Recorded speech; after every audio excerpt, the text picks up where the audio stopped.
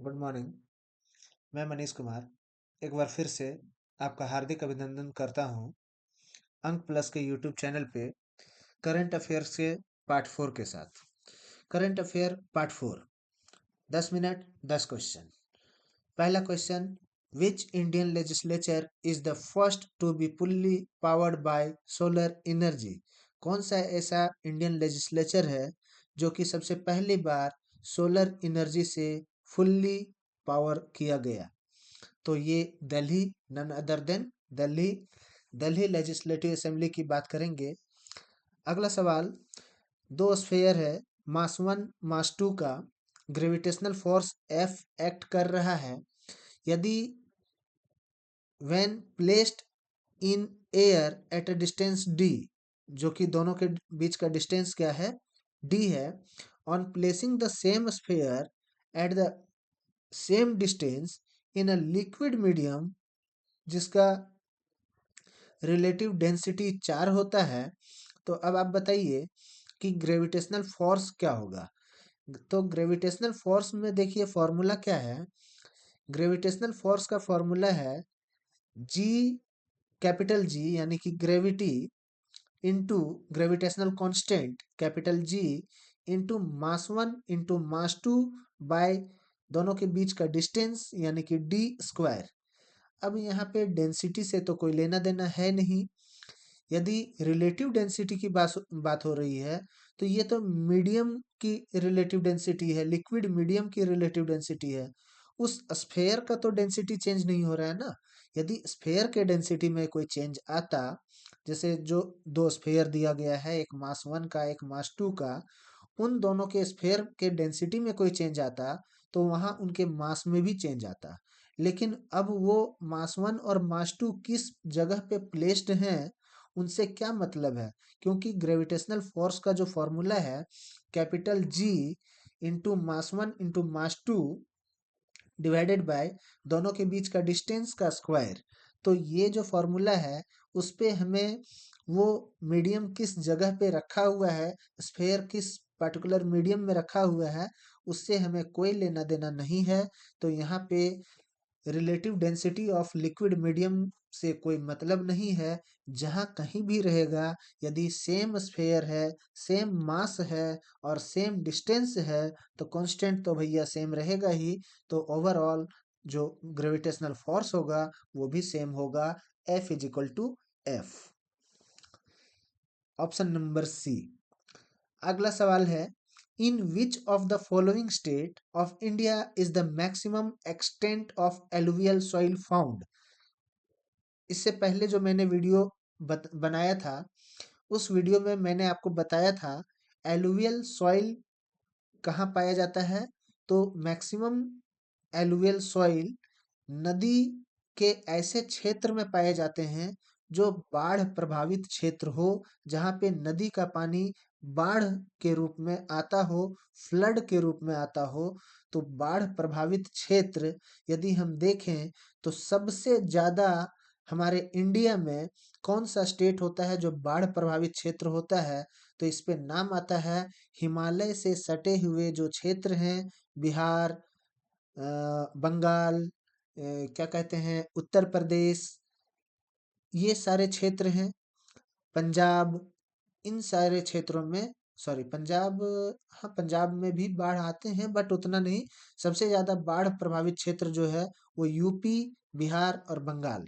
तो यहाँ पे आप समझ सकते हैं, मेरे कहने का मतलब है कि हिमालय से सटे हुए जितने भी क्षेत्र हैं उनमें सबसे ज्यादा बाढ़ देखने को मिलता है, सबसे ज्यादा एलुवियल सॉइल देखने को मिलता है, सबसे ज्यादा वहाँ पे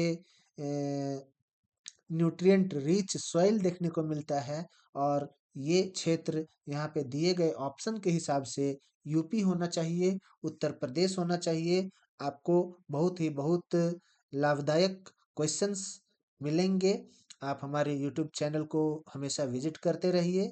और अगला सवाल हम लोग देखते हैं, क्रोनोलॉजिकली करेक्ट कौन सा सीक्वेंस है।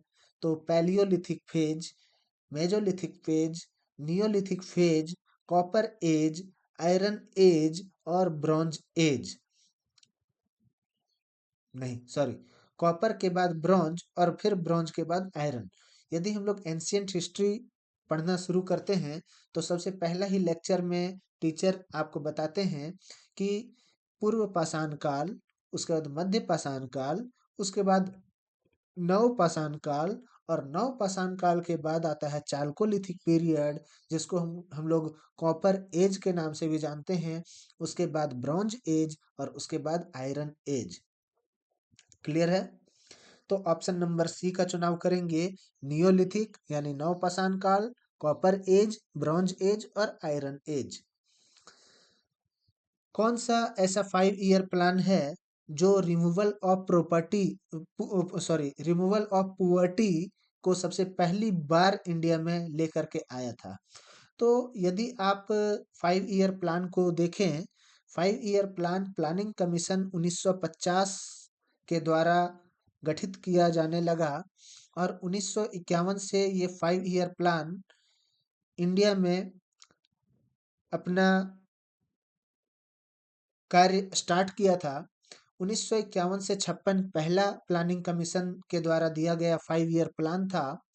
1956 से 1961 दूसरा 5 ईयर प्लान था।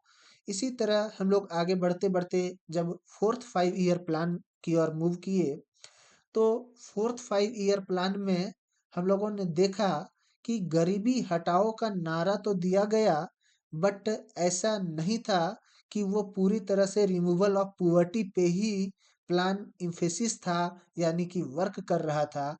वो गरीबी हटाओ का नारा तो दिया था फोर्थ 5 ईयर प्लान, बट यदि हम लोग फिफ्थ 5 ईयर प्लान की बात करते हैं तो पांचवा जो पंचवर्षीय योजना था उस पे स्टार्टिंग से ही पुअर्टी को हटाने की बात की जाने लगी थी, लेकिन चौथे वाले में से स्टार्टिंग से ये गरीबी को बात हटाने की बात नहीं की गई थी। गरीबी हटाओ का नारा तो दिया गया था, लेकिन बीच-बीच में आकर के गरीबी हटाओ का नारा देना स्टार्ट किया गया था और इसको लागू जो किया गया सो पंचम पंचवर्षीय योजना यानी कि फिफ्थ 5 ईयर प्लान, यानी कि ऑप्शन नंबर बी, यानी कि सेकंड ऑप्शन के साथ में हम लोग आगे बढ़ेंगे। अगला सवाल हम लोग देखेंगे, उससे पहले हम लोग यहाँ पे व्हाट्सएप चैनल को देखते हैं। व्हाट्सएप चैनल यहाँ से आप स्कैन करके ज्वाइन कर सकते हैं। हमारे टेलीग्राम को ज्वाइन कर सकते हैं। टेलीग्राम पे आपको दिए गए वीडियोज़ के सारे पीडीएफ अवेलेबल मिलेंगे और इंस्टाग्राम पे आप हमें पेज फॉलो कर सकते हैं, फेसबुक में फॉलो कर सकते हैं, यूट्यूब में फॉलो कर सकते हैं आप। अगला सवाल, उस्ताद असद अली खान जो कि रुद्रवीणा प्लेयर थे, कौन थे? उस्ताद असद अली खान। वो एक्सपर्टाइज थे कौन से स्कूल ऑफ द्रुपद में? Dash school of Drupad.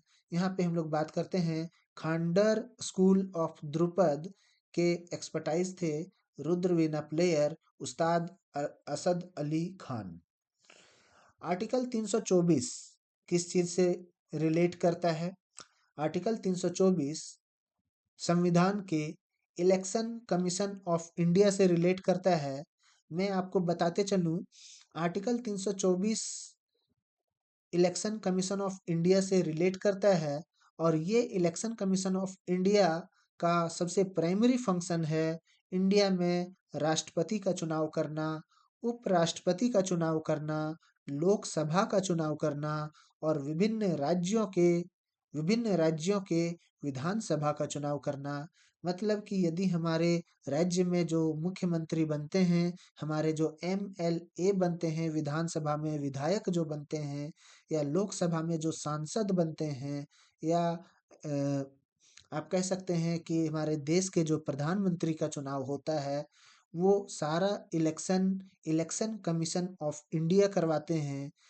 यही बात यदि हम लोग करते हैं अपने ग्राम सभा की, तो ग्राम सभा में जो मुखिया, पंचायत समिति सदस्य या वार्ड परिषद का जो चुनाव होता है, वो स्टेट के इलेक्शन कमीशन के द्वारा करवाया जाता है।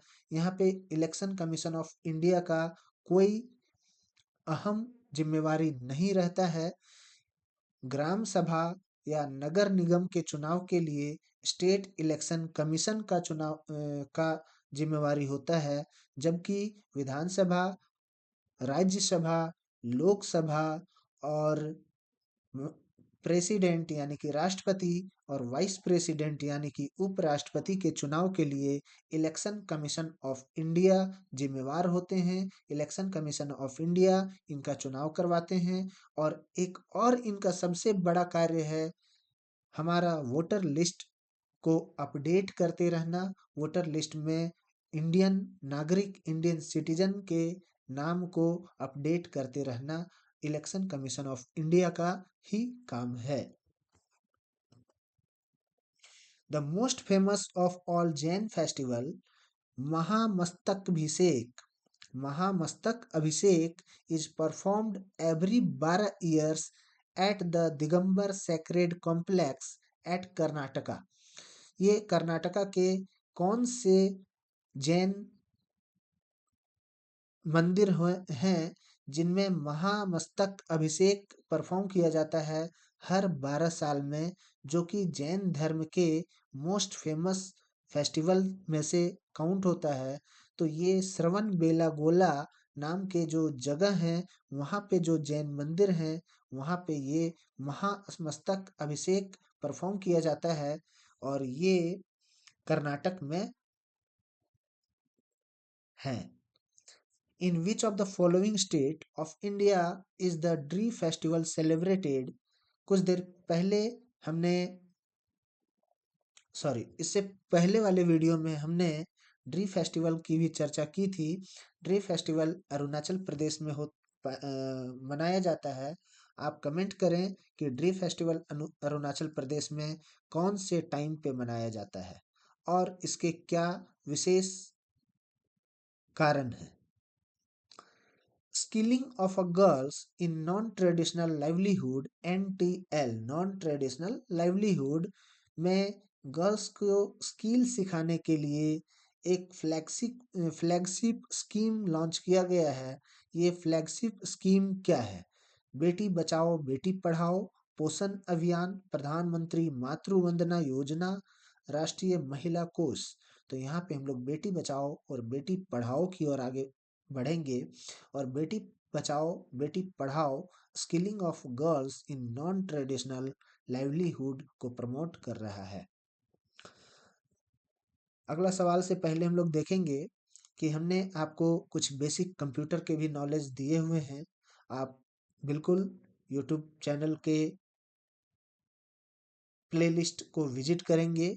प्लेलिस्ट का लिंक आपको इसी वीडियो के नीचे दिया हुआ मिलेगा।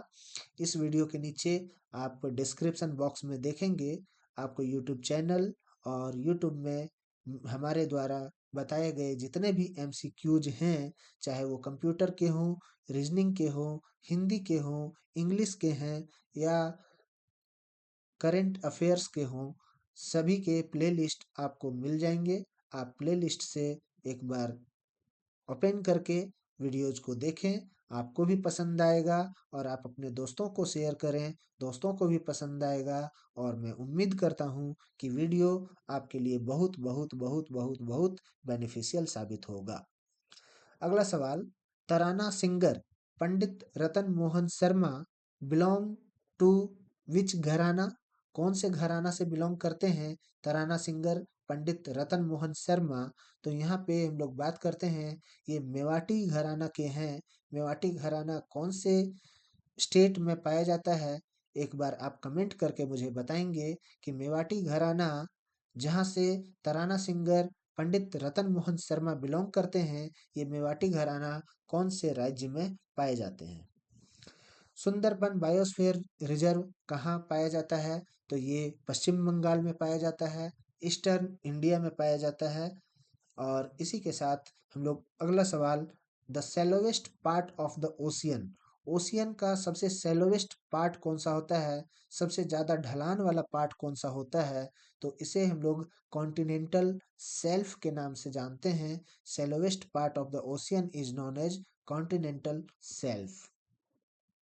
Thank you. आपका दिन शुभ हो और उम्मीद करता हूँ कि अच्छे से पढ़ाई कर रहे होंगे और आने वाला परीक्षा परिणाम आपके हित में होगा और आप बहुत बड़े ऑफिसर बनकर इस देश की सेवा करेंगे। जय हिंद।